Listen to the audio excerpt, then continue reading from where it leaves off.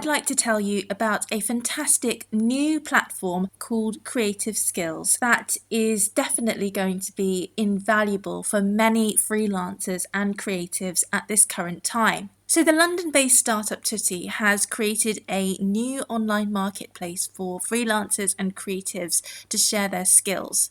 As I'm sure many of you are aware, many thousands of creatives have lost their work owing to the coronavirus pandemic. As shown by polls done by the Creative Industries Federation, a third of the creative workforce comprises freelancers, and over 50% of them have had 100% of their work cancelled during these times. But there are millions of people self-isolating around the world, and of course have the time to learn a new skill from the comfort of their homes.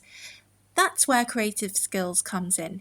Creative Skills offers a one-stop shop for anyone looking to learn a new craft, continue their creative journey, support artists, find collaborators, or be inspired to take up something new. It's free to sign up for, and there are zero commission charges on bookings through the site. So if you're a creative looking to advertise your skills, why not create a free profile today? Or for anyone who is looking to learn a new skill, book a living room concert, or learn music during these times, you can also book through this website. For more information, please go to creative-skills.sharetribe.com and the Tutti website, which is tutti.space. You can also follow Tutti on social channels.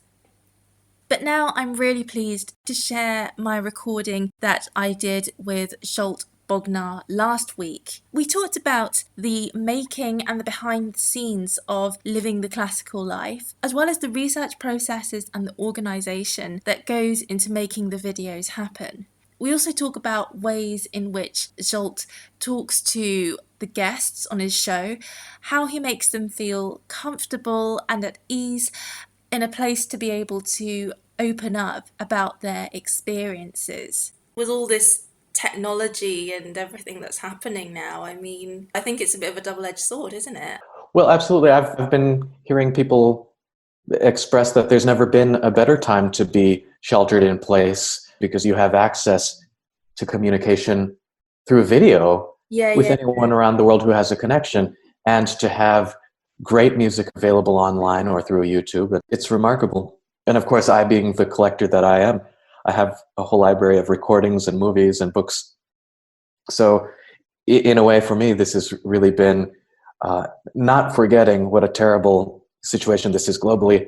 It's also been an introvert's dream for me, where I can just be inside, catch up with my life, catch up on work, my projects, in as much as I can control those things when I can't control the world situation. Yes, I guess that leads us quite nicely onto living the classical life and all your interviews, which now with all this free time that we have, everybody can binge watch. Do you think that you could tell us a little bit more about the interviews that you've done for Living the Classical Life, what the series is about, and how you got involved with the series?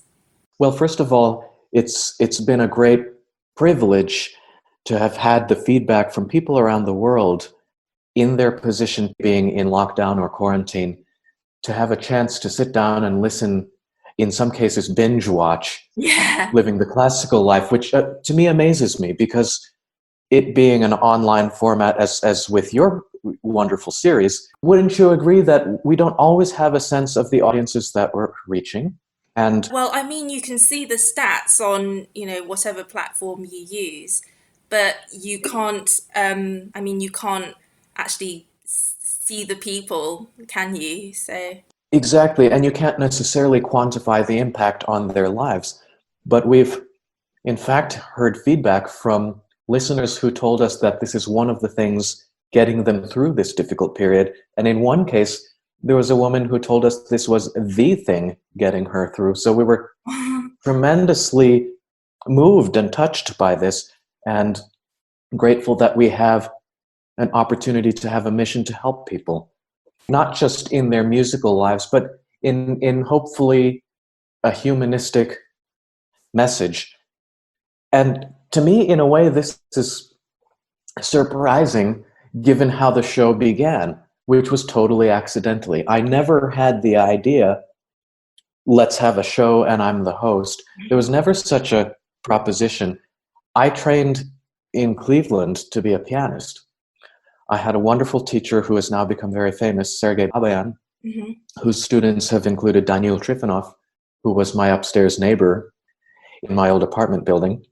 And I really wanted first and foremost to be a performer, which I still in some capacity consider to be my main calling, although things have really become busy with the show and its mission. And I also manage a concert series on the east side of Cleveland. But really the start of the show was when I wasn't sure what would happen next after graduation. I did my undergrad and graduate degrees with Sergei, and I thought, well, that's fantastic, but that doesn't necessarily signify the start of a career. How do I get there? Through what means? How do I ensure that I have a stable musical life? Do I go on and get a doctoral degree so that I can teach in an institutional setting? Do I go and participate in lots of competitions? Well, for me, I always felt that competitions were not where I was really excelling. I didn't feel like I was the type of pianist who could do consistently well in them. And I didn't feel that artistically that was opening the door for my greatest creativity, for better or for worse. I think in retrospect, if I could do it over, probably I would have done more competitions, not to win them, but for the opportunity to really mobilize a great amount of repertoire in a short amount of time and to perform it under pressure. I think there are some valuable things about competitions. But aside from that, I said, how does one really build a sustainable performing life? And so I started asking these questions of colleagues and friends I admired who were just a few steps ahead of me in terms of this pathway. And I started getting some feedback, participating in this myself, whether it be participating in certain festivals, meeting certain people, learning certain types of repertoire and setting up certain types of concerts.